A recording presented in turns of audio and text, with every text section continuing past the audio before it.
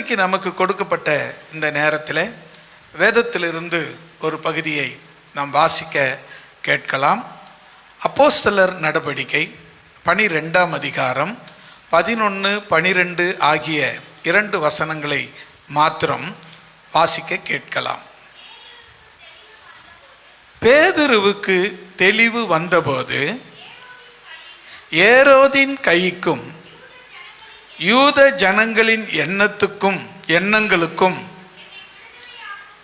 என்னை விடுதலையாக்கும்படி கர்த்தர் தம்முடைய தூதனை அனுப்பினார் என்று நான் இப்பொழுது மெய்யாய் அறிந்திருக்கிறேன் என்றான். அவன் இப்படி நிச்சயித்து கொண்டு மாற்கு என்னும் பெயர் கொண்ட யோவானுடைய தாயாகிய மரியாள் வீட்டுக்கு வந்தான். அங்கே அநேகர் கூடி ஜெபம் பண்ணி கொண்டு இருந்தார்கள். ஒரு அழிலே சொல்லமா? இவ்வளவுதானா? இப்போ நம்ம கவனிக்க வேண்டிய ஒரு விஷயம் என்னன்னு சொன்னால், இந்த விஷயம் எல்லாருக்கும் நம்ம பலமுறை நம்ம இந்த வார்த்தையை வாசித்திருக்கிறோம், செய்தியாக கூட கேட்டிருக்கிறோம் அப்படின்னு நினைக்கிறேன்.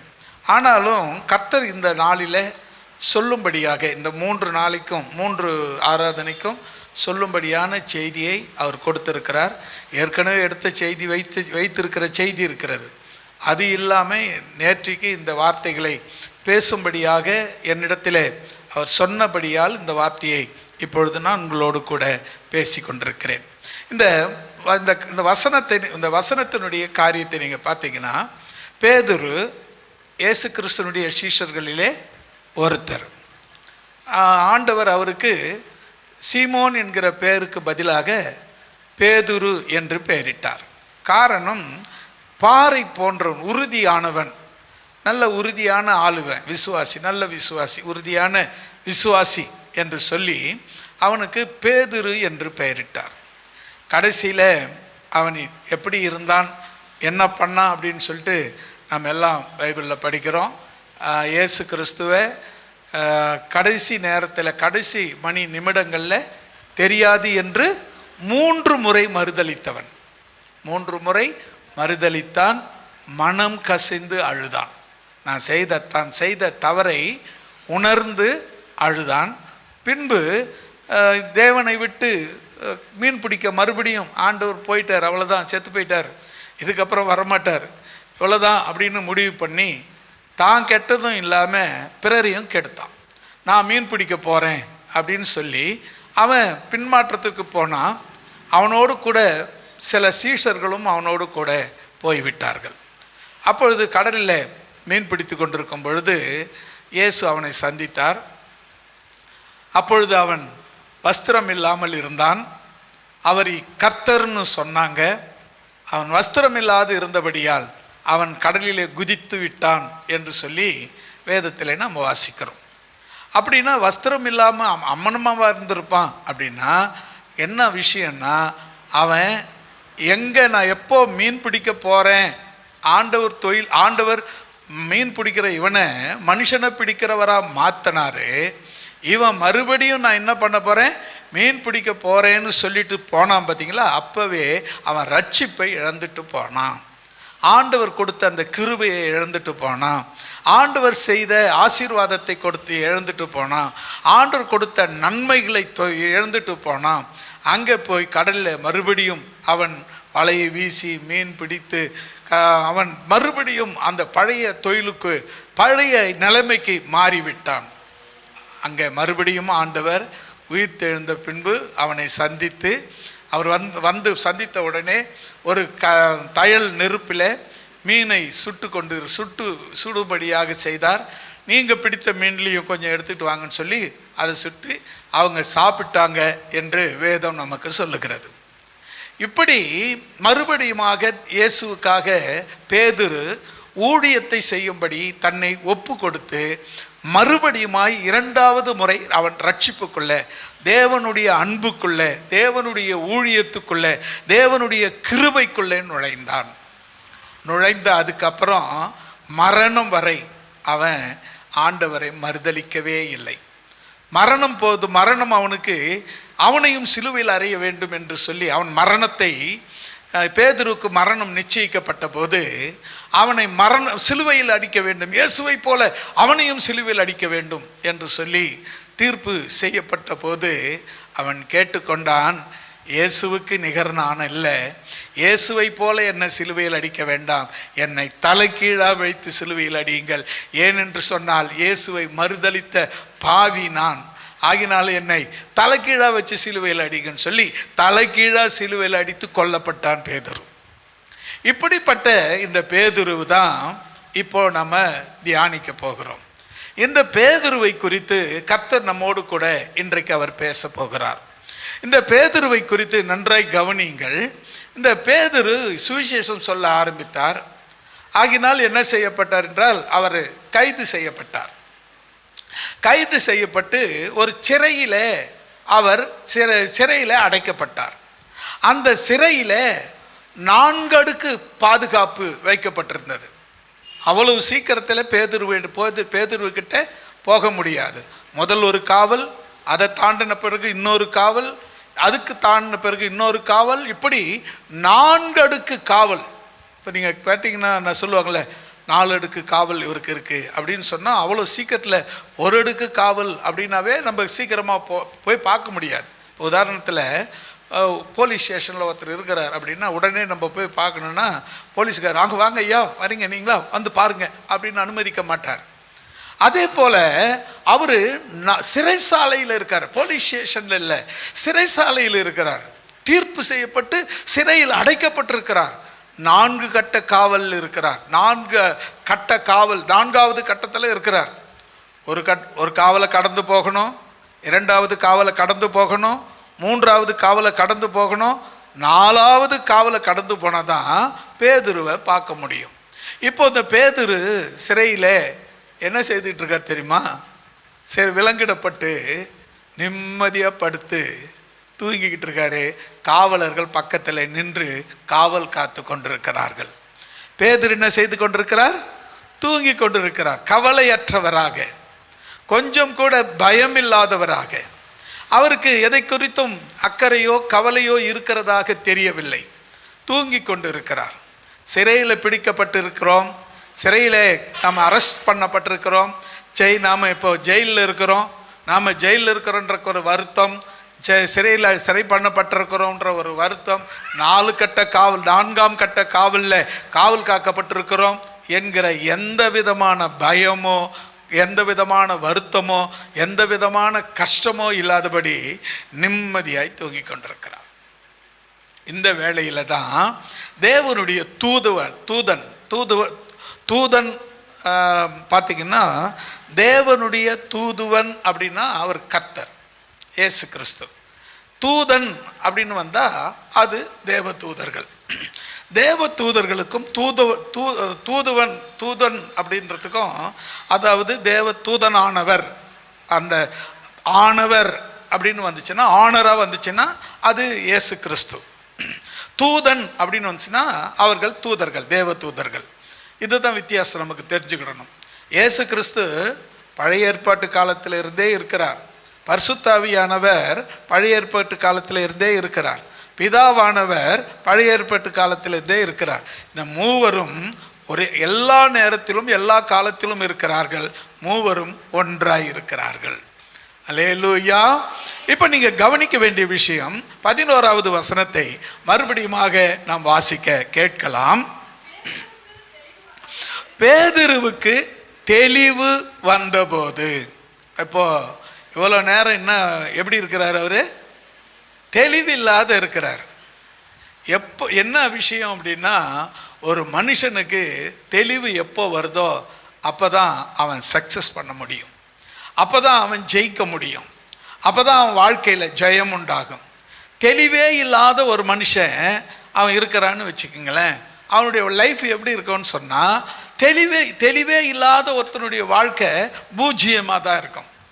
அவன் எங்கே போனாலும் என்ன பண்ணாலும், எங்கே போகிறேன் நான், என்ன பண்ணுறேன் நான், என்ன செய்கிறேன் நான் ஏன் பிறந்தேன், நான் ஏன் வாழ்ந்தேன், நான் எதுக்கு வாழறேன் அப்படின்னு கூட அவனுக்கு தெரியாது. ஏன்னா அவனுக்கு தெளிவு இல்லை. தெளிவில்லாதவனாக இங்கே பேதுரு காணப்படுகிறோம். தெளிவில்லாதவனாக தூங்கி கொண்டு இருக்கிறான், தெளிவில்லாதவனாக காணப்படுகிறான். இவனுக்கு தெளிவு வந்தபோது என்ன முதல்ல என்ன புரிஞ்சுக்கிறான் அப்படின்னு சொன்னா, என்ன புரிஞ்சுக்கிறான் பாருங்க, ஏரோதின் கைக்கும், இரண்டாவது யூத ஜனங்களின் எண்ணங்களுக்கும் இங்க நாம விடுவிக்கப்பட்டிருக்கிறோம். முதல்ல கவனிங்க, ஏரோதின் கைக்கு அப்படின்னா அவனுடைய கண்ட்ரோல்ல இருந்து யாரு விடுதலையானது? பேதுரு விடுதலை ஆகியிருக்கிறாரு. இரண்டாவது யூத ஜனங்களுடைய எண்ணங்களுக்கு விடுதலை. யூத ஜனங்களுடைய எண்ணம் என்ன? பேதுருவை கொன்னுடணும், அவ்வளவுதான். யூத ஜனங்களுடைய எண்ணம் பேதுருவை கொன்னுடணும். ஏரோதினுடைய எண்ணம் என்ன? கிறிஸ்தவங்களை கொன்னுடணும்.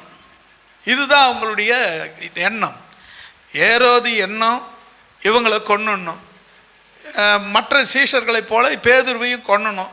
ஏன்னா சீஷர்களை கொன்னா யூதர்கள் சந்தோஷப்படுறாங்க, அதனால இவங்களை கொல்றது நல்லது அப்படின்னு ஏரோது நினைச்சு ஏரோது ஒவ்வொருத்தனா கொண்டுகிட்டு இருக்கான். யூத ஜனங்கள் என்ன பண்றாங்க, எப்படியாவது ஏரோது கிட்ட மாட்டி விட்டு ஒவ்வொருத்தனையா கொன்னுடணும், இயேசு கிறிஸ்துவுக்கு சீஷர்களே இல்லாதபடி பண்ணிடணும், கொன்னுடணும், அழிச்சிடணும், முடிச்சிடணும் அப்படின்னு நினைச்சாங்க. நீங்க யோசித்து பாருங்களேன், இப்படி இயேசு கிறிஸ்துவனுடைய சீடர்களை கட்டுப்படுத்த பார்த்த எத்தனையோ பேர் இல்லாமல் போயிட்டாங்க. ஆனால் இயேசு கிறிஸ்துவனுடைய ஜனங்கள் பெருகி கொண்டே இருக்கிறார்கள். அல்லேலூயா.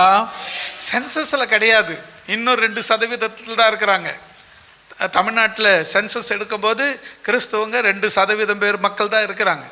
ஆனால் நிறைய பேர் தங்கள் பேரையும் தங்களுடைய மதத்தையும் மாற்றிக்கொள்ளாமல் இயேசுவின் பிள்ளைகளாகவே வாழ்ந்து கொண்டு இருக்கிறார்கள். அல்லேலூயா. காரணம் என்ன?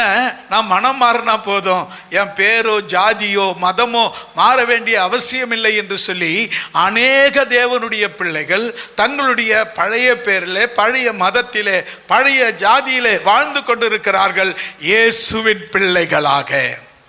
அவங்க எல்லாம் கிறிஸ்தவர்களாக மாறினாங்கன்னு சொன்னாக்கா ஏறக்குறைய தமிழ்நாட்டில் பாதி பேர் கிறிஸ்தவர் அல்லது 1/3 பேராவது கிறிஸ்தவர்களாக இருக்கக்கூடும்.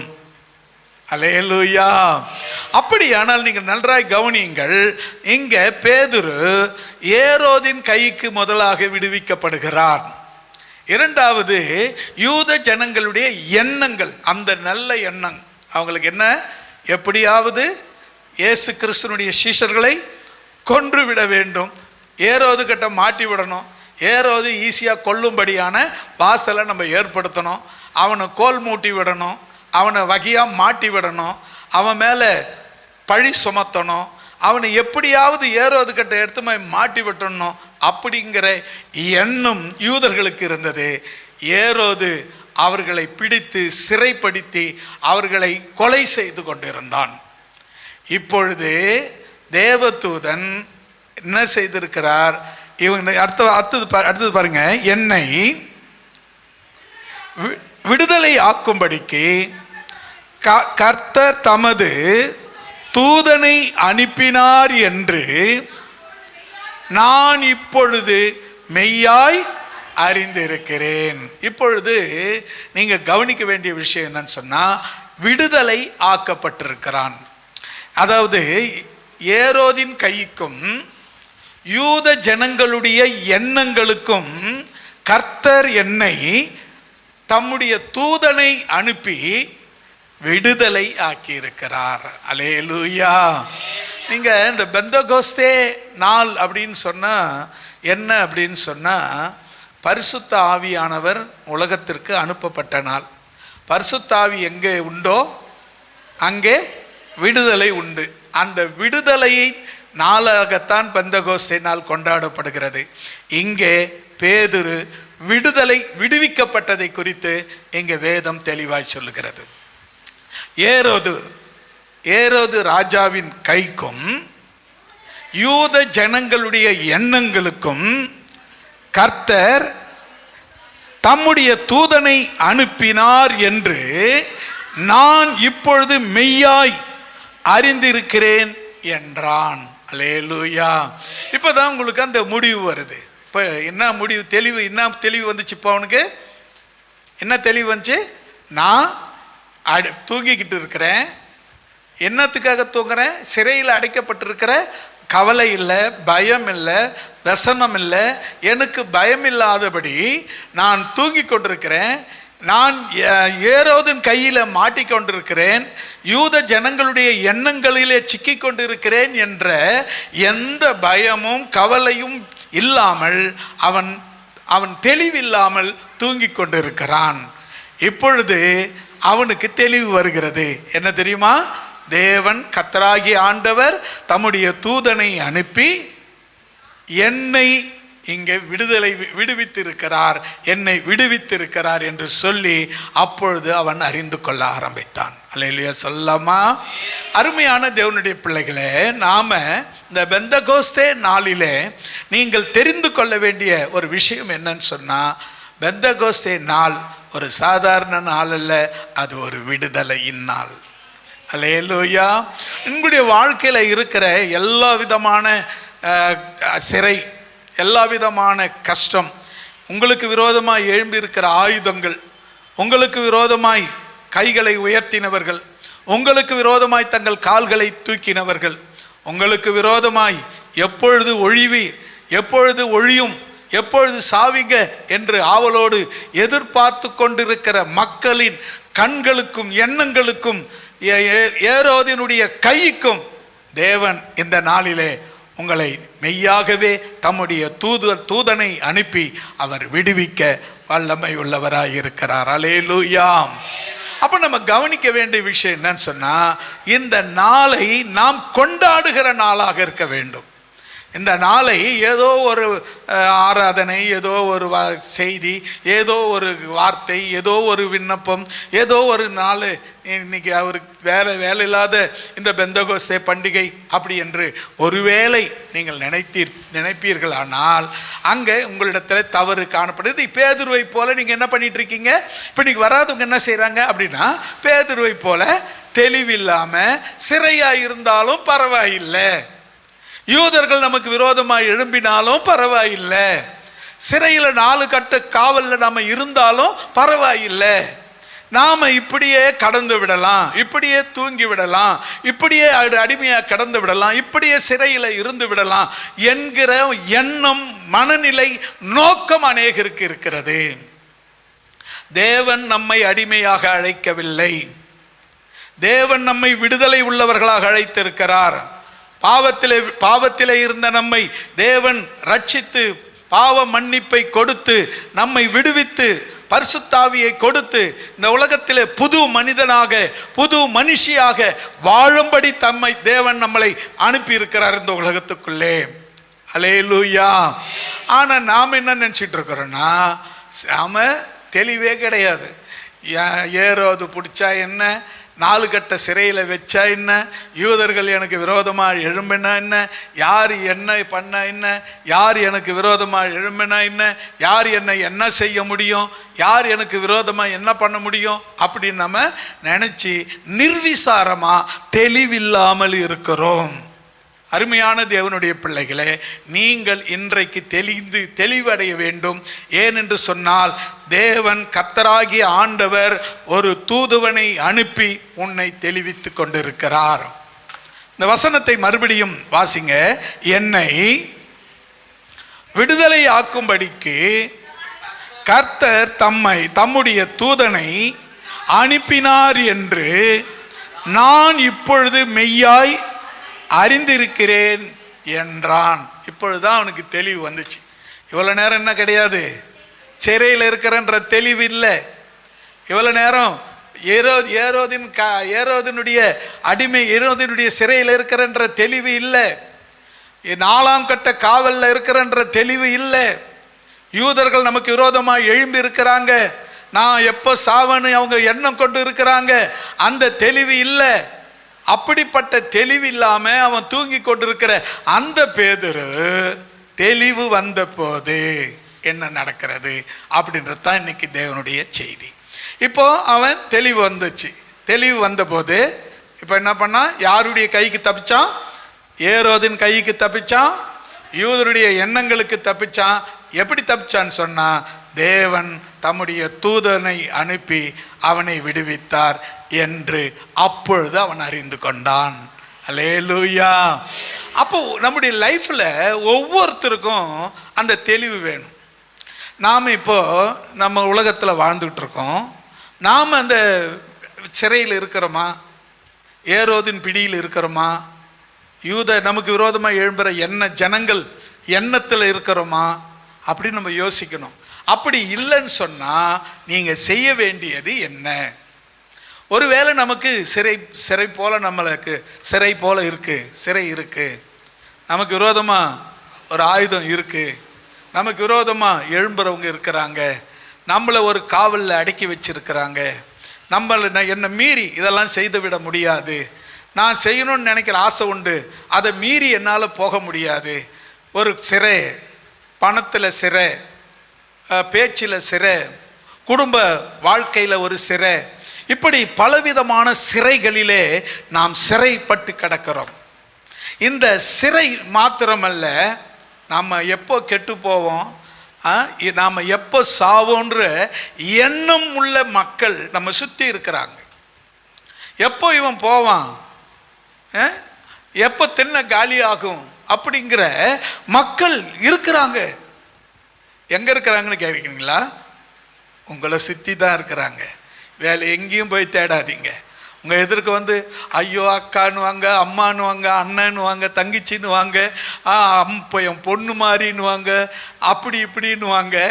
ஆனால் அவங்க எண்ணங்கள் பூரா நீ எப்போ சாவ, இல்லை நீ எப்போ அழிவ, நீ எப்போ பிச்சை எடுப்ப, நீ எப்போ கெட்டு போவ, நீ எப்போ அழிஞ்சு போவ என்கிற எண்ணம் தான் அவர்களுக்கு உண்டு. ஒரே ஒருத்தருக்கு மட்டும்தாங்க நீங்கள் நல்லா இருக்கணும்னு ஒரு எண்ணம். அவர் தான் கர்த்தராகிய இயேசு கிறிஸ்து. அவருக்கு மட்டும்தான் நீங்கள் நல்லா இருக்கணுன்ற எண்ணம். பேதுரு சிறையில் 4ஆம் கட்ட சிறையில் இருக்கிறார், 4 அடுக்கு சிறையில் இருக்கிறார். அவருக்கு தெளிவு வர வைக்கணுன்றதுக்காக தான் தூதனை அனுப்பினார். இன்றைக்கு தேவன் உங்களுக்கு தெளிவை உண்டாக்க யாரை அனுப்புவார் என்று எனக்கு தெரியாது. ஒருவேளை நான் சொல்லுகிற வார்த்தைகள் கூட உங்களை இன்றைக்கு தெளிவுள்ளவர்களாக மாற்றலாம். அந்த வார்த்தை உங்களோடு கூட பேசலாம். நீங்கள் உங்களுக்கு ஒரு சிறையிருப்பு என்னன்னு உங்களுக்கு புரிய வைக்கலாம். ஒருவேளை நீங்கள் எப்படிப்பட்ட சிறையில் இருக்கிறீங்க என்பதை உங்களுக்கு தெளிவுபடுத்தலாம். எப்படிப்பட்ட எண்ணமுள்ள மக்கள் மத்தியிலே நாம் இருக்கிறோம் என்கிற எண்ணத்தை தேவன் இப்பொழுது உங்களுக்கு வெளிப்படுத்தலாம். நாம் இருக்கிற அந்த சிறையிலிருந்து எப்படி நாம் மீட்கப்பட போகிறோம். தேவன் ஒரு வார்த்தையை அனுப்பியாவது, தேவ தூதனை அனுப்பியாவது, பரிசுத்த ஆவியை கொண்டாவது தேவன் தம்முடைய பிள்ளைகளை, சிறையில் இருக்கிற உங்களை அவர் விடுவிக்க வல்லவராயிருக்கிறார். அல்லேலூயா. இவ்வளவுதானா? எல்லாரும் சேர்ந்து சொல்லலாமா? இப்போ 12வது வசனத்துக்கு வந்துடலாம். அவன் என்னை தேவதூதன் விடுதலை ஆக்கிவிட்டான், எனக்கு தெளிவை உண்டாக்கி விட்டான், நான் இப்பொழுது விடுதலை ஆக்கி இருக்கிறேன். எல்லா ஏரோதினுடைய கைக்கும் யூத ஜனங்களுடைய எண்ணங்களுக்கும் நான் விடுதலையாக்கப்பட்டிருக்கிறேன் என்று இப்படி அவன் நிச்சயித்து கொண்டு மார்க்கு என்னும் பெயர் கொண்ட யோவானுடைய தாயாகிய மரியாள் வீட்டிற்கு வந்தான். அங்கே அநேகர் கூடி ஜபம் பண்ணி கொண்டு இருந்தார்கள். ஒரு அல்லேலூயா சொல்லமா? ஒரு மனுஷனுக்கு தெளிவு வந்தா அவன் எங்கே போகணும் தெரியுமா? ஜபம் பண்ணுற இடத்த தேடி போகணும். அப்போ தான் அவன் தெளிவாக இருக்கிறான்னு அர்த்தம். ஒரு மனுஷன் தெளிவு இல்லை, ஒரே குழப்பமாக இருக்குது, ரொம்ப ஒரே டென்ஷனாக இருக்கிறேன், ஒன்றும் புரியல, ஒரே அப்படியே தலை பிச்சுக்கிற மாதிரி இருக்குது அப்படின்னு சொல்லி யாருக்கு இப்படி எண்ணம் தோணுதோ அவங்க தெளிவாக இருந்தாங்கன்னா எங்கே போவாங்க தெரியுமா? ஜபம் பண்ணுற இடத்துக்கு போவாங்க. ஜபம் பண்ணுற இடத்த தேடுவாங்க, ஜபத்தை தேடுவார்கள். அல்லேலூயா. இப்போ நீங்கள் அந்த வசனத்தை பாருங்க, என்ன சொல்கிறார் அவர்? அவர் நிச்சயித்துட்டார். என்ன விஷயம்? தூதன் வந்து எனக்கு தெளிவை உண்டாக்கிட்டாரு. நான் ஏரோதின் கைக்கு விடுதலையாக்கப்பட்டுட்டேன். யூத ஜனங்களுடைய எண்ணங்கள், என்னை அழிக்க வேண்டும் என்றிருந்த என்னுடைய ஜனங்களுக்கு நான் விடுவிக்கப்பட்டுட்டேன். என்னை கொல்ல வேண்டும் என்றிருந்த ஏரோதுக்கு நான் விடுதலையாக்கப்பட்டேன். 4ஆம் கட்ட காவல், 1 கட்ட 2 கட்ட இல்லை, 4 அடுக்கு காவல்ல வைக்கப்பட்டிருக்கிற பேதுரு இப்பொழுது விடுதலை ஆகி வெளியே வரார். அப்போதான் அவருக்கு தெரியுது, தேவ தூதன் என்னை, தேவன் தம்முடைய தூதனை அனுப்பி என்னை விடுவித்தார் என்று ஒரு தெளிவு அவனுக்கு வந்தபோது அவன் நேரா ஜெபம் பண்ற இடத்துக்கு போனான். அல்லேலூயா. ஜெபம் பண்ற இடத்துக்கு போனான். ஒரு உங்களுக்கு தெளிவு வந்தா, தெளிவு இருக்கிறவங்க எங்க இருப்பாங்க அப்படின்னா ஜெபம் பண்ற இடத்துல தான் இருப்பாங்க. தெளிவு இல்லாதவங்க ஜபத்துக்கா, சர்ச்சுக்கா, ஐயோ அங்கே போனால் இவ்வளோ நேரம், ஒரு நாள் போயிடுமே அப்படின்னு சொல்கிறாங்கன்னா அவங்க இன்னும் ஏரோதினுடைய கையிலும் யூத ஜனங்களுடைய எண்ணங்களுக்குள்ள சிறைப்பட்டிருக்கிறாங்கன்னு அர்த்தம். சர்ச்சுக்கு போகணும்னு சொன்னோடனே நான் இவர் சொல்கிறார், இப்போ தாவீது, தேவாலயத்துக்கு போகணும் வாருங்கள் என்று சொன்னபோது நான் மன மகிழ்ச்சியாக இருந்தேன், மகிழ்ச்சி அடைந்தேன் என்று சொல்லுகிறார். அப்போது ஒரு மனுஷனுக்கு ஆலயத்துக்கு போகணும், ஜெபத்துக்கு போகணும், ஜெபிக்க போகணும் அப்படின்ற உடனே ஒரு மகிழ்ச்சி, ஒரு சந்தோஷம், ஒரு எழுப்புதல் வருதுன்னு சொன்னால் அவன் தெளிவாக இருக்கிறான். அல்லேலூயா. இந்த ஜெபம் நம்ம இப்படி ஒரு ஜெபம் வைக்கப்பட்டிருக்கிறது. ஏன்? தெளிவு. நாம் தெளிவாக இருக்கிறோம் என்பதை காண்பிக்கிறோம். நாம் தெளிவடைந்திருக்கிறோம், தெளிவடைந்திருக்கிறோம். அந்த வசனத்தை மறுபடியும் நான் வாசிக்கும்படி கேட்கிறேன். அவன் யோவானுடைய தாயாகிய மரியாள் வீட்டுக்கு வந்தான். அங்கே அநேகர், ஒருத்தர் 2 பேர் இல்ல, ரொம்ப பேர் கூடி ஜபம் பண்ணிக்கொண்டு இருந்தார்கள். ஜபம் பண்ற இடத்துக்கு வந்தான். அருமையான தேவனுடைய பிள்ளைகளே, உங்களுடைய வாழ்க்கையில் நீங்கள் தெரிந்து கொள்ள வேண்டிய மிக முக்கியமான விஷயம், நீங்கள் தெளிவாக இருக்கிறீங்களா அப்படின்னு சொன்னால் நீங்கள் தெரிஞ்சிக்க வேண்டிய ஒரே விஷயம் ஜபம். நீங்கள் வீட்டில் ஜபம் பண்ணுறீங்கன்னா தெளிவாக இருக்கிறீங்கன்னு அர்த்தம். ஜபத்துக்கு போகிறீங்கன்னா தெளிவாக இருக்கிறீங்க. ஆலயத்துக்கு ஒழுங்காக போகிறீங்கன்னா நீங்கள் தெளிவாக இருக்கிறீங்க. ஆலயத்துக்கு லீவு போடுறீங்கன்னா எங்கேயோ நீங்கள் சிறைப்பட்டு இருக்கிறீங்க என்பதை நீங்கள் புரிந்து கொள்ள வேண்டும். அதாவது என்ன யாருங்க சிறை பண்ண முடியும்?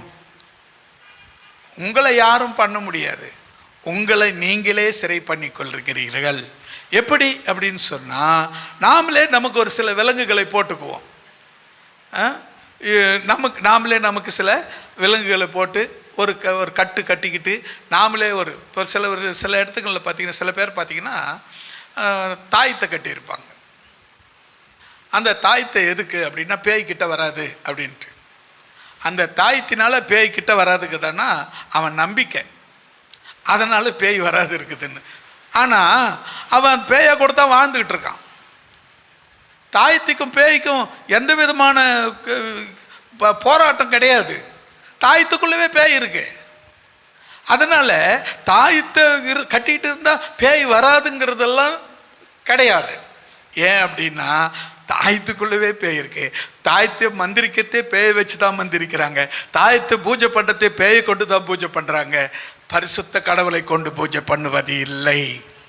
அப்படியானா அப்போ பேய் தாயத்துக்கு கொடுக்குற தாயத்தையே பேய் வராது இருக்கணும்னு கட்டினா அது எப்படி சரியாகும்னாக்கா கட்டாயம் சரியாகாது. அதுவும் ஒரு சிறை தான். பண தேவை எல்லாருக்கும் தேவை, அது இல்லைன்னு சொல்ல முடியாது. அதுவும் ஒரு சிறை தான். ஆண்டவர் பார்த்துக்குவார் அப்படின்னு சொன்னோம்னா நாம் தெளிவாக இருக்கிறோன்னு அர்த்தம். நம்மளை மீறி இன்னும் நடத்துகிற போது, ஆண்டவரை மீறி இன்னும் நடத்துகிற போது, நம்மளை மீறி என்ன வேணாலும் நடக்கும். ஆண்டவரை மீறி ஒன்றும் நடந்து விடாது. தேவன் நான் இன்றைக்கு என்ன செய்ய வேண்டும் என்று அவர் திட்டமிட்டு இருக்கிறாரோ அதை தவிர வேற ஒன்றும் நடந்து விடாது. அல்லேலூயா. உனக்கு என்ன கொடுக்கணும்னு அவர் இன்னைக்கு திட்டமிட்டு இருக்கிறாரோ அதை யாராலையும் தடுக்க முடியாது. அவர் என்ன தடுக்கணும்னு நினச்சிருக்கிறாரோ அதை யாராலையும் உனக்கு கொடுக்க முடியாது என்பதை முதல்ல நீங்கள் தெரிஞ்சுக்கணும். தெளிவாக இருங்க.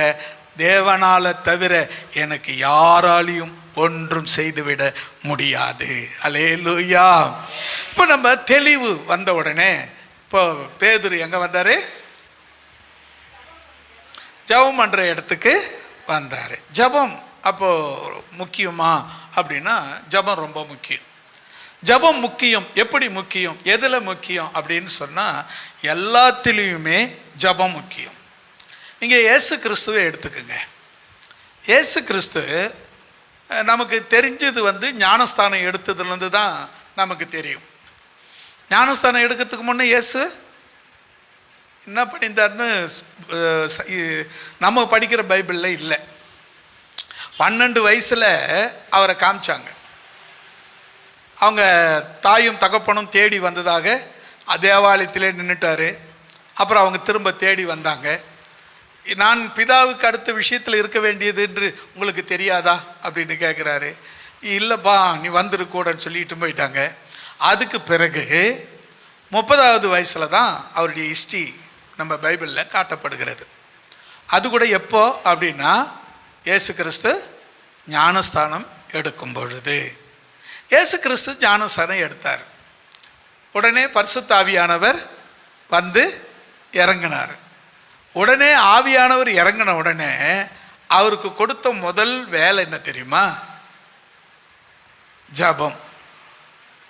வனாந்தரத்தில் போய் இரவும் பகலும் 40 நாட்கள் ஜெபம் பண்ணும்படியாக ஆவியானவர் ஏவுதலினாலே அவர் வனாந்தரத்துக்கு போனார். 40 நாள் ஜெபம் பண்ணார். ஆண்டவர் உனக்கு எடுத்துக்காட்டாக இருப்பாரானா, உன்னால் ஜெபம் பண்ணாமல் இருக்க முடியாது. நீ ஜெபம் பண்ணாத இருக்கிறன்னா நீ தெளிவில்லாமல் இருக்கிற என்று பொருள். இயேசு கிறிஸ்து ஞானஸ்தானம் முதல் காட்டும் போதே அவர் ஞானஸ்தானம் எடுக்கிறார். ஞானஸ்தானம் எடுத்த உடனே பரிசுத்தாவி அவர் மேல் இறங்குகிறதை காட்டுகிறார். அடுத்த கட்டம் அவர் காட்டப்படுகிறது எங்கே தெரியுமா?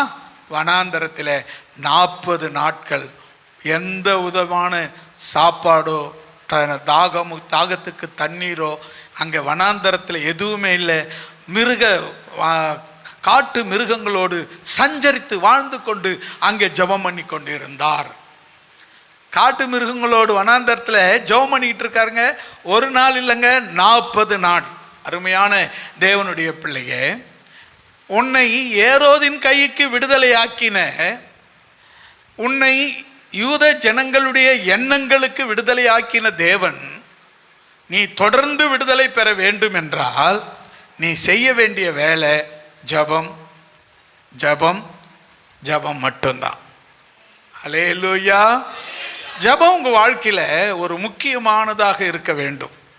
வேதத்திலிருந்து ஒரு வசனத்தை நான் வாசித்து சொல்ல விரும்புகிறேன். 1 சாமுவேல் 2ஆம் அதிகாரம் 1வது வசனம். 1 சாமுவேல் 2ஆம் அதிகாரம் 1வது வசனம்.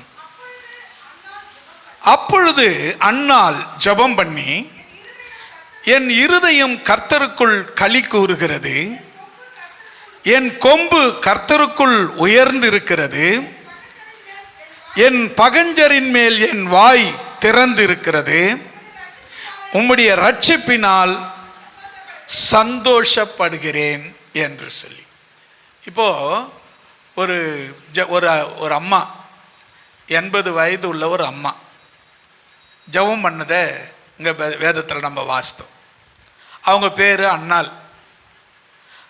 கல்யாணம் பண்ணி 7 வருஷம் கணவனோடு வாழ்ந்தாங்க. அதுக்கப்புறம் கணவன் செத்து போனார்.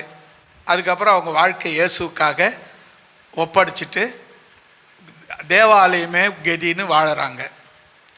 எப்பொழுது பார்த்தாலும் ஜெபம் பண்ணிக்கிட்டே இருக்கிறது தான் இவங்க வேலை. தேவாலயத்தில் என்ன வேலைன்னா, எப்போ பார்த்தாலும் உட்காந்துக்கின்னு ஜெபம் பண்ணிக்கினே இருப்பாங்க. தேவாலயத்தில் அவ்வளோதான் வேலை. சாப்பிட்டாங்க, சாப்பாடு கிடைக்குதா கிடைக்கலையா அதெல்லாம் எதுவும் சொல்லப்படலை. தேவாலயத்தில் பணி செய்து தேவனுடைய ஆராதனை செய்து ஜெபம் பண்ணி கொண்டு இருக்கிறது தான் அவங்களுடைய வேலை. ஏறக்குறைய 80-84 வயது உள்ள அந்த அம்மா அன்னாள் என்ன பண்ணாங்க, அப்பொழுது அன்னாள் ஜபம் பண்ணி, ஒரு அல்லேலூயா சொல்லலாமா? ஜபம் பண்ணினாவே உன் இருதயம் கர்த்தருக்குள் களி கூற ஆரம்பித்து விடும். நீங்கள் ஜபம் எப்படி பண்ணுறீங்க அப்படிங்கிறது ரொம்ப முக்கியங்க. ஜபம் பண்ணுறங்க, ஐயா சொன்னார், பைபிளில் சொல்லியிருக்கு ஜபம் பண்ணணும் அப்படின்ட்டு. ஜபம் அப்படின்னு பண்ணுறது இல்லை. ஜபம் கோட்டு அவுட்டுக்குன்னு சொரிஞ்சிக்கின்னு தலையை போட்டு பிரிஞ்சிக்கின்னு அப்போ அது இல்லை ஜபம். ஜபங்கிறது என்னன்னா, நீங்கள் ஆண்டவரோட அப்படி ஒன்றி போகிறது, நீங்கள் ஆண்டவரோட பேசுறது. இப்போ என் கூட பேசுகிறீங்கன்னு வச்சுங்களேன். இப்போ என் கூட நீங்கள் என்கிட்ட பேச வரீங்க, வந்துட்டு இப்படி திரும்பிக்கின்னு நீங்கள் பாட்டுன்னு பேசிக்கின்னு இருக்கிறீங்கன்னு வச்சுக்கங்களேன். நான் கேட்பேன்னு நினைக்கிறீங்க? கட்டாயம் கேட்க மாட்டேன். ஏன்னா அவங்க யார் கூடவோ பேசிங்கிறாங்கன்னு நான் பாட்டுன்னு கம்முன்னு இருப்பேன். எனக்கு தெரிஞ்ச ஒரு சகோதரி, அவங்க ஃபோன் பண்ணாங்கன்னா மணிக்கணக்கில் பேசுவாங்க. அதனால அவங்க நம்ம எதிர நம்ம என்ன பேசுகிறோம்லாம் கேட்க மாட்டாங்க. ஃபோன் அவங்க பேசுறது, அவங்க பேசுறது மட்டும்தான் நம்ம கேட்கணும். நம்ம ஊங்கொட்டினா போதும். அது மாதிரி அவங்க ஃபோன் பண்ணுவாங்க. நாங்கள் என்ன பண்ணிட்டோம், ஹலோ அப்படின்ட்டு ஃபோனை எடி வச்சிட்டோம். அவங்க பாட்டுன்னு பேசி கிடப்பாங்க. ஒரு 1/4 மணி நேரம் 1/2 மணி நேரம் பொறுத்து ஐயா அப்படின்வாங்க. சொல்லுங்கள் சிஸ்டர் அப்படின்னு சொன்னால் போதும், இல்லை அப்படின்னா போதும். திரும்ப மறுபடியும் 1/2 மணி நேரம் ஆரம்பிச்சிடுவாங்க. இதே மாதிரி நாங்கள் அந்த ஸ்பீக்கரில் போட்டு வச்சுருவோம் ஃபோனை. கட் பண்ணாவும் அவங்க என்ன பண்ண மாட்டாங்கன்னா, சரி கட் பண்ணுறாங்க ஏதோ அவசரத்தில் இருக்கிறாங்கன்னு சொல்லி விடுவாங்களான்னா விட மாட்டாங்க. அதனால் என்ன பண்ணுறதுன்னா, நாங்கள் பாட்டு ஃபோனை ஆன் பண்ணி வச்சுட்டு நாங்கள் பாட்டு உட்காந்து பேசின்னு இருப்போம். நாங்கள் எங்கள் குடும்ப விஷயத்தை, நாங்கள் பேச வேண்டிய விஷயத்தை பேசியிருப்போம். ஃபோனில் அவங்களுக்கு கேட்குமா? ஒரு ஃபோனில் பக்கத்தில் யாருன்னா பேசினாவே அந்த ஃபோனில் எதிரில் இருக்கிறவங்களுக்கு கேட்கும். இவங்களுக்கு கேட்கலை.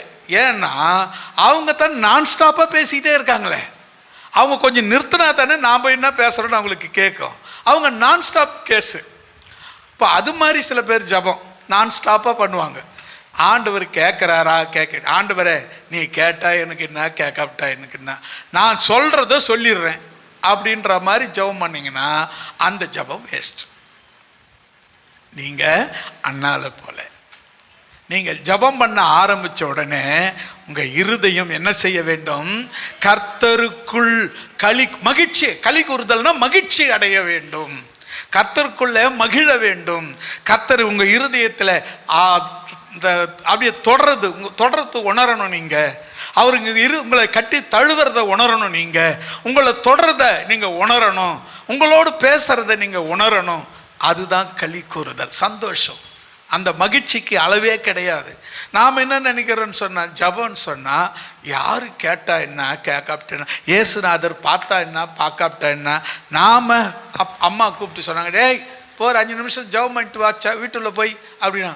இது இந்த அம்மா போயிருப்பாங்க, இந்த ஐயா போயிருப்பார், இந்த பையன் போயிருப்பான், இந்த பொண்ணு போயிருக்கோம். போயிட்டு சோத்திரம் சோத்திரம் சோத்திரம் சோத்திரம் சோத்திரம் சோத்திரம் சோத்திரம் 5 நிமிஷம் ஆயிடுச்சு சோத்திரம். இப்படி ஜெபம் பண்ணால் எந்த இருதயமும் களி கூறுவது இல்லை. நீங்கள் வாசித்து பாருங்க, அன்னாள் ஜெபம் பண்ண போது அவளுடைய இருதயம் கர்த்தருக்குள் களி கூர்ந்தது, அதாவது சந்தோஷம் அடைந்தது. அது மட்டும் இல்லை, என் கொம்பு, அதாவது எனக்குள்ள ஒரு பெரிய ஒரு தைரியம், ஒரு கர்வம், ஒரு தைரியம் எனக்குள்ள உயர்ந்து இருக்கிறது. ஒரு தைரியம், அசட்டு தைரியம், அசால்ட்டான தைரியம், ஒரு தைரியம் எனக்குள்ள உயர்ந்து இருக்கிறது. என் பகஞ்சரின் மேல் என் வாய் எந்த எதிரிங்க யாரும் என்கிட்ட எதிர்த்து பேச முடியாது. என் வாய் தான் பெருசா திறந்து இருக்கும், அவங்க அடங்கி போவாங்க. அது மட்டும் இல்லை, ஆண்டவருடைய ரட்சிப்பினால் நான் சந்தோஷப்படுகிறேன். அல்லேலூயா.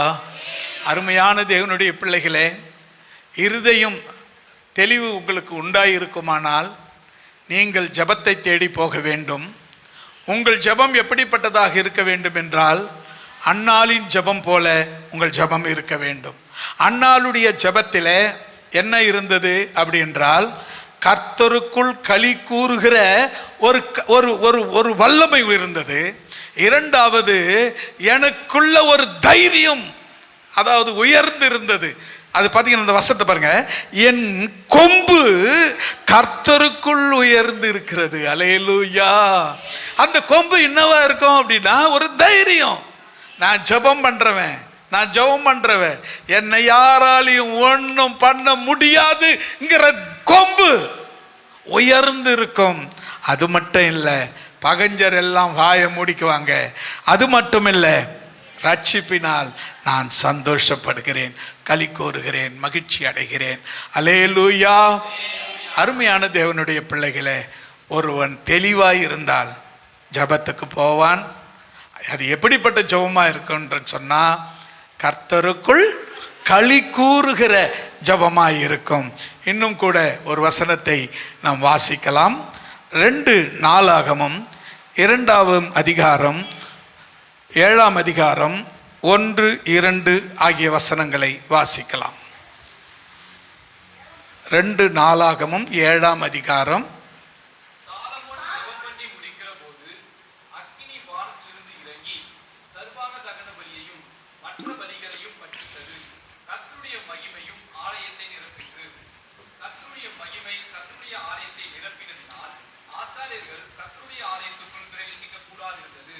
ஆமென். அல்லேலூயா சொல்லமா. இப்போ இரண்டாவது, இப்போ பாருங்க ஜபம். இரண்டாவது யார் பண்ண ஜபம்? சாலமோன் ராஜா பண்ண ஜபம். இவர் ராஜா, அதாவது சின்ன வயசுலேயே ராஜா பொறுப்பு கிடைச்சது. ஒரு 17 வயசு பையனாக இருக்கும்போதே ராஜாவாக அபிஷேகம் பண்ணப்பட்டவன். இவனுக்கு ஆண்டவர் மேலே ரொம்ப நம்பிக்கை. என்ன தெரியுமா? ஆண்டவரே, இவ்வளோ ஜனங்களுக்கு என்னை ராஜாவாக்கிட்டீங்களே, அதுக்கேற்ற ஞானத்தை எனக்கு கொடுங்கன்னு ஆண்டவர்கிட்ட கேட்டவன். அதனால் ஆண்டவருக்கு இவனை பிடிக்கும், இவனுக்கு ஆண்டவர் ரொம்ப பிடிக்கும். இப்போ பாருங்களேன், தேவாலயத்தை கட்டுற பொறுப்பு இவனுக்கு கிடைச்சது. தேவாலயத்தை கட்டி அவன் பலிகள் எல்லாம் செலுத்தி, அந்த காலத்தில் பலி, இப்போ நம்ம இப்போ பிரதிஷ்டை பண்ணால் பலிலாம் செலுத்துறது இல்லை. சோத்திரம் பண்ணுவோம், துதி செலுத்துவோம், பாட்டு படிப்போம், ஆராதனை செய்வோம். இப்போ இதுதான் பலி. பழைய ஏற்பாட்டு காலத்தில் பலினா மாடு, ஆடு இவைகள் எல்லாம் பலியாக செலுத்தப்பட்டது. அது தோல் உரிக்கப்பட்டது, சந்து சந்தாக வெட்டு, அவைகள் சமைச்சு வந்த ஜனங்களுக்கு பரிமாறப்பட்டது. இதுதான் பலி. இப்போ இங்க கவனிங்க, சாலமோன் ஜபம் பண்ணி முடிக்கிற போது, அவர் ஜபம் பண்ணி அந்த முடிக்கிற அந்த ஸ்டேஜ் இருக்குது பார்த்தீங்களா, நம்ம ஆரம்பிக்கிற ஸ்டேஜும் முடிக்கிற ஸ்டேஜும் சில பேருக்கு பார்த்தீங்கன்னா ஆரம்பிக்கும் போது நல்லா இருக்கும், சவுண்டாக இருக்கும். முடிக்கிற போது பார்த்தீங்கன்னா சப்புன்னு எப்போதாவது முடிப்பாங்க. நிறைய பேருடைய ஜபம் நீங்கள் கேட்டு பாருங்க. நான் நிறைய 40 வருஷமாக கேட்டுட்ருக்கேன். ஏன்னா அங்கே முன்னே நின்று கேட்டுட்ருக்கேன். எத்தனையோ பேர் வந்தாங்க, எத்தனையோ பேர் போனாங்க, எத்தனையோ பேர் ஜபத்தை நான் கேட்டிருக்கேன். அவ்வளோ ஜபங்களையும் நான் கேட்டதுனால சொல்கிறேன், ஆயிரக்கணக்கில் ஜனங்களை நான் பார்த்துருக்கேன். ஆயிரக்கணக்கில் ஜனங்கள் கூடியிருந்த இடத்துல பிரசங்கம் பண்ணுற வாய்ப்பை கர்த்தர் எனக்கு கொடுத்துருக்கிறார். நான் போய் பிரசங்கம் பண்ணியிருக்கிறேன். அப்போது இந்த காரியத்தை நான் உங்களுக்கு சொல்ல ஆசைப்படுறேன். சாலமோன் ஜபம் பண்ணி முடிக்கிற போது அக்கினி வானத்திலிருந்து இறங்கினது. வரல சொல்லமா? நீங்க எப்போவாவது ஜபம் பண்ணி ஒரு நெருப்பு துண்டாவது கீழே விழுந்துச்சா? அருமையான தேவனுடைய பிள்ளைகளை, நாம ஜபம், நம்முடைய ஜபத்தில் அனலும் கிடையாது, குளிரும் கிடையாது. நாம் எப்படி இருக்கிறோன்னா வித விதப்பாக இருக்கிறோம். அப்படியே வரும், அப்படியே ஆண்டவர் சோத்திரம், அல்லேலூயா, பைபிள் படித்தோம், ஜபம் பண்ணோம், சர்ச்சுக்கு போனோம், வந்தோம், சோத்திரம், நான் கிறிஸ்டின் ஆயிட்டேன், சோத்திரம், நான் சர்ச்சுக்கு போனேன், சோத்திரம். இப்படி மெதப்பாக இருக்கிறோம். அதாவது ஒன்று குளிரில் இருக்கணும், இல்லை அனலில் இருக்கணும். இந்த ரெண்டுத்துலையும் இல்லாமல் எங்கே இருக்கிறோம் தெரியுமா? அப்படியே விதப்பாக இருக்கிறோம். குளிர்லேயும் கிடையாது, அனல்லையும் கிடையாது, அப்படியே அப்படி இருந்தால் ஆண்டவர் என்ன பண்ணுவாராம், வாந்தி பண்ணி போட்டுருவேன்னாரு. வாந்தி பண்ணதை யாராலையும் பார்க்க முடியாது. ஆனால் வாந்தி பண்ணிட்டாருன்னா நீ அதுக்கப்புறம் எதுக்கும் பிரயோஜனம் கிடையாது. அல்லேலூயா. இப்போ நீங்கள் கவனிங்க, சாலமோன் ஊழியக்காரன் கிடையாது. சாலமோன் ஒரு ராஜா. ராஜா ஜெபம் பண்ணும்போது அக்கினி இறங்குதுன்னா அவன் எந்த அளவுக்கு ஜெபம் பண்ணியிருப்பான், எந்த அளவுக்கு ஆண்டவர் மேலே அக்கறை வச்சிருப்பான், அவனுக்கும் ஆண்டவருக்கும் எந்த அளவுக்கு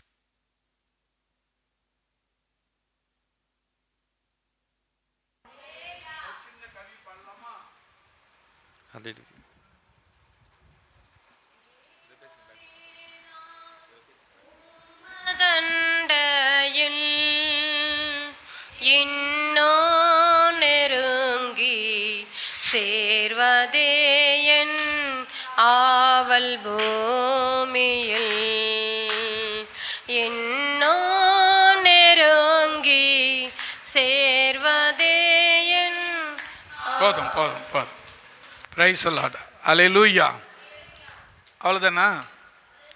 அல்லேலூயா. இப்போ சாலமோன் ஜெபம் பண்ணும் பொழுது நடந்த விஷயத்தை நல்லா கவனிங்க. என்ன நடக்குது? என்ன வளர்றீங்க? வானத்திலிருந்து அக்கினி இறங்கி சர்வாங்க தகன பலியையும் மற்ற பலிகளையும் பட்சித்தது. கர்த்தருடைய மகிமை ஆலயத்திற்குள் நிரம்பிச்சு. அல்லேலூயா. நீங்க கவனிங்க. அடுத்தது ஜெபம் பண்றதும் முக்கியம் மட்டும் இல்லை, ஜெபம் பண்ணி முடிக்கிற விஷயமும் முக்கியமானது. ஆரம்பிக்கும் போது அப்படியே அப்படியே ஷார்ப்பாக ஆரம்பிப்பாங்க. அப்படியே ஆரம்பித்து ஆன்னு முடிச்சிடுவாங்க. ஒன்றுமே இருக்காது அதில்.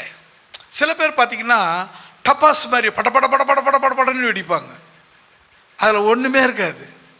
நான் என்ன சொல்ல வரேன்னு சொன்னால், நீங்கள் ஜெபம் பண்ணால் வானத்திலிருந்து அக்கினி இல்லை, மழையே பெய்ய சொன்னாலும் பெய்யும். அல்லேலூயா.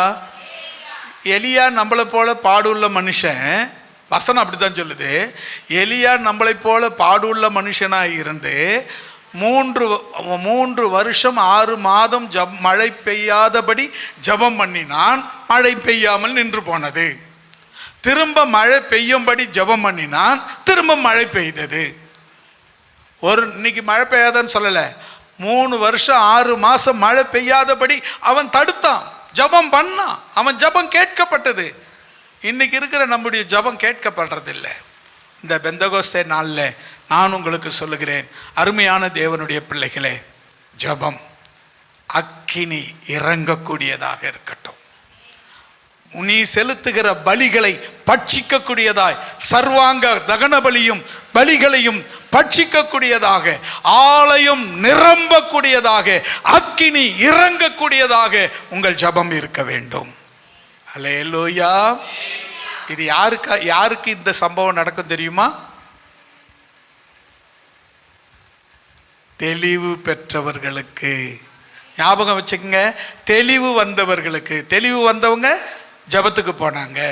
தெளிவு வந்தவங்க ஜபம் பண்ணி கர்த்தருக்குள்ள களி கூர்ந்தாங்க, ரட்சிப்பின் சந்தோஷத்தை அனுபவிச்சாங்க.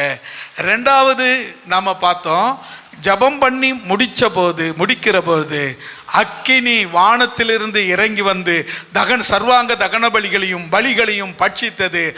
ஆலயத்தை நிரப்பிற்று. அக்கினி ஆலயத்தை நிரப்பிற்று என்று சொல்லி பார்த்தோம். மூன்றாவதாக நான் சொல்லி முடிக்கிறேன். 2 ராஜாக்கள் 7ஆம் அதிகாரம் 12வது 13வது 14வது வசனங்களை மாத்திரம் வாசித்து நம்ம முடிக்கலாம். 2 ராஜாக்கள் 7ஆம் அதிகாரம் 12, 13, 14. இல்லையே, 2 நாளாகமம்.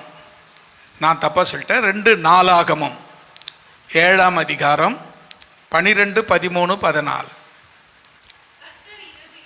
கர்த்தர் இரவிலே சாலமோனுக்கு தரிசனமாகி, நான் உன் விண்ணப்பத்தை கேட்டு இந்த ஸ்தலத்தை எனக்கு பலியிடும் ஆலயமாக தெரிந்து கொண்டேன்.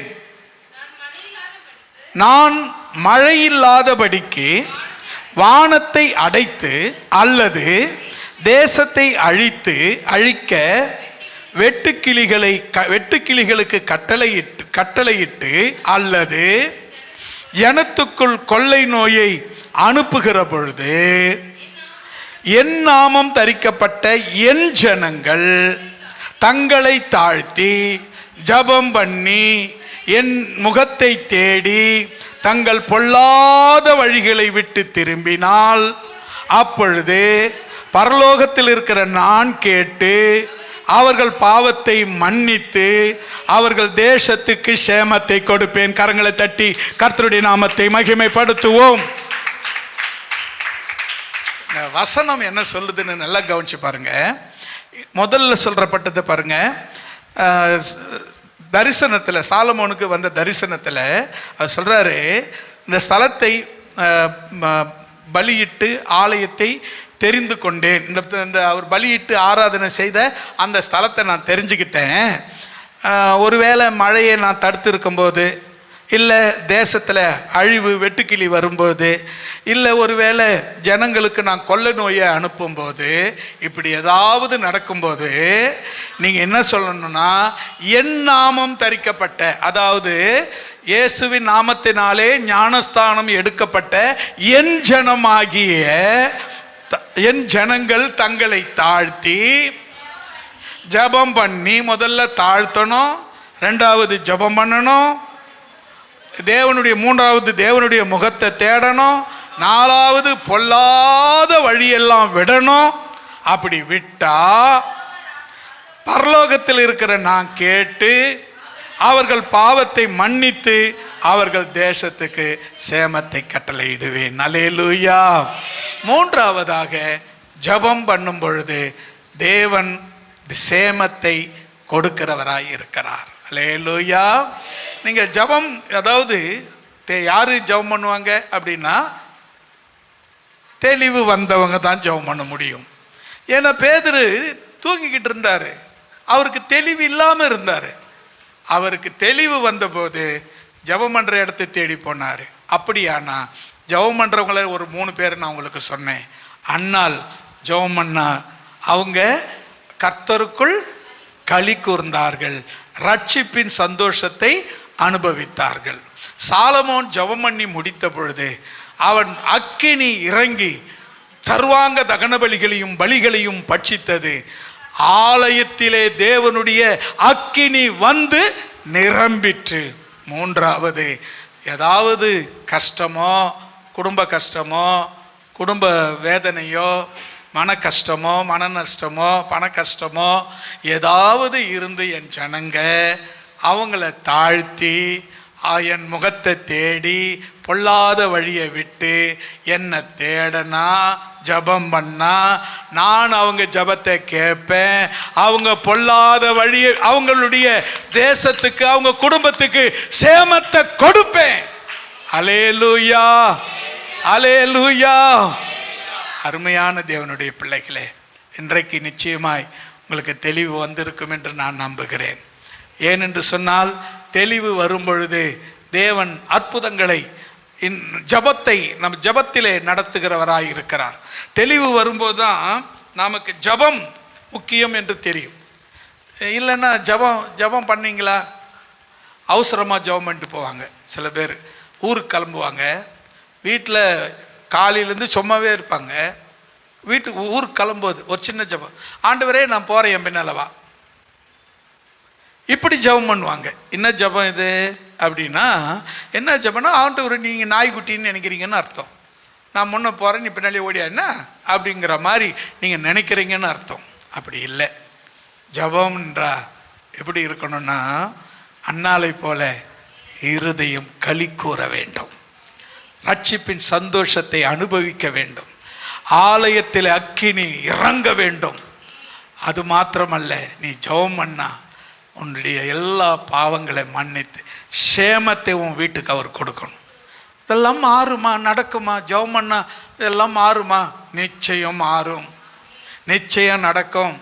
உன் வீட்டில் கஷ்டம் மாறும், உன் வீட்டில் இருக்கிற கடன் பிரச்சனை மாறும், உன் வீட்டில் இருக்கிற வியாதி மாறும், உன் வீட்டில் இருக்கிற பிசாசின் தொல்லை மாறும், உன் வீட்டில் இருக்கிற பில்லி சூனியம் மாறும், உன் வீட்டில் விரோதமாய் எழும்புகிற ஆயுதங்கள் வாய்க்காமலே போகும். உனக்கு விரோதமாய் ஒரு வழியாய் வருகிறவர்கள் 7 வழியாய் ஓடி போவார்கள். உனக்கு எதிராய் யாரும் நிற்க முடியாது. தேவன் உனக்கு தெளிவை மாத்திரம் கொடுக்க வேண்டும். தெளிவு வந்தா ஜெபம் பண்ணினா நீ இந்த உலகத்தை ஜெயிப்ப. ஜெபிக்கலாமா?